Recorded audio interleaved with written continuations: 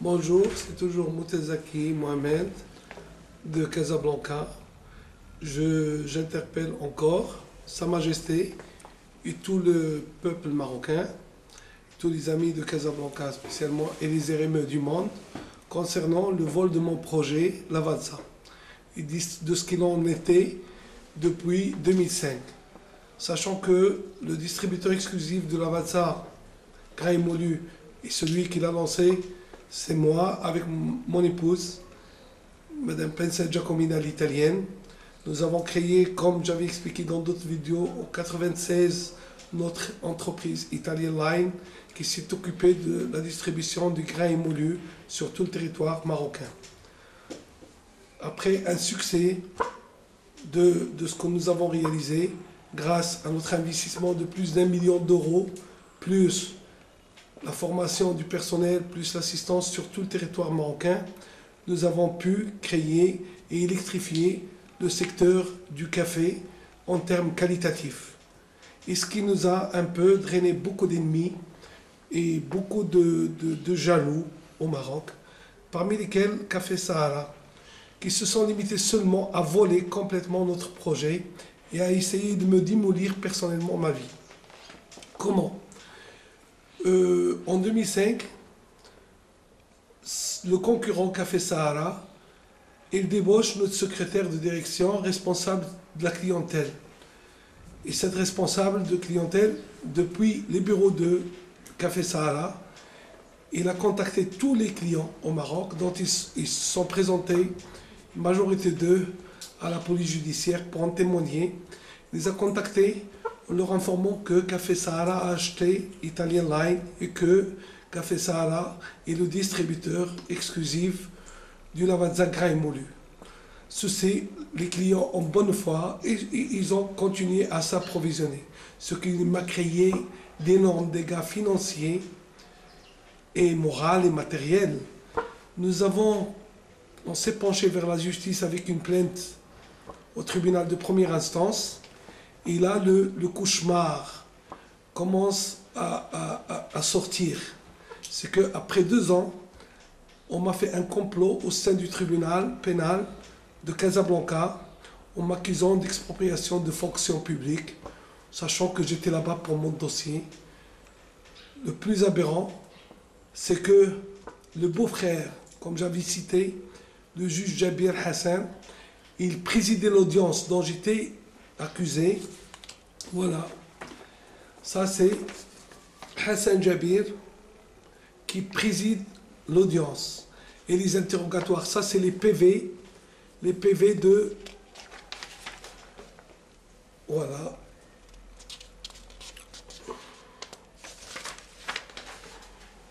C'est toujours Hassan Jabir.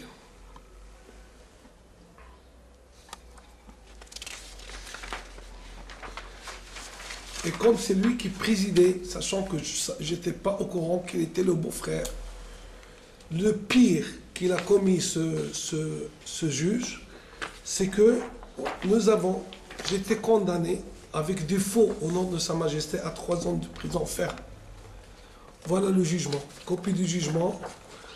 Voici le PV de l'audience qui porte le 18/4/2007. D'accord ?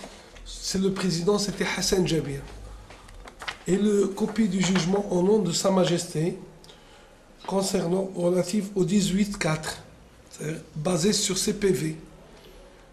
Le comble de la justice marocaine, de cette mafia, c'est que il s'avère que c'est un autre président, Nordin Kassim, qui a signé le jugement, qui a émis le jugement de 3 ans ferme, sans qu'il ait présidé les audiences.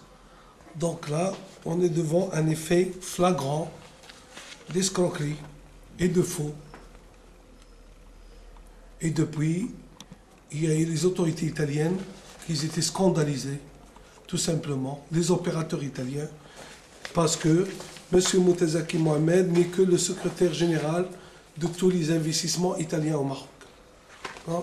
Moi, dès mon retour au Maroc, ça c'est l'ambassadeur d'Italie, et ça c'est le comité dont je suis le seul Marocain fondateur, que j'ai fondé pour mon pays, pour drainer plus d'investissements italiens au Maroc, et dont je suis le secrétaire général. Voilà. Voilà ce que je veux. À part mon business, mon activité, je suis nommé et connu dans le secteur en tant que secrétaire général de tous les investissements italiens au Maroc. Et ces opérateurs italiens, ces investisseurs, qui sont de grande taille, là il y a leur entreprise, chaque entreprise est qualifiée parce qu'il fait, comme ça, on a créé ce coin pour qu'il y ait une synergie pour tous les investisseurs qui peuvent venir au Maroc.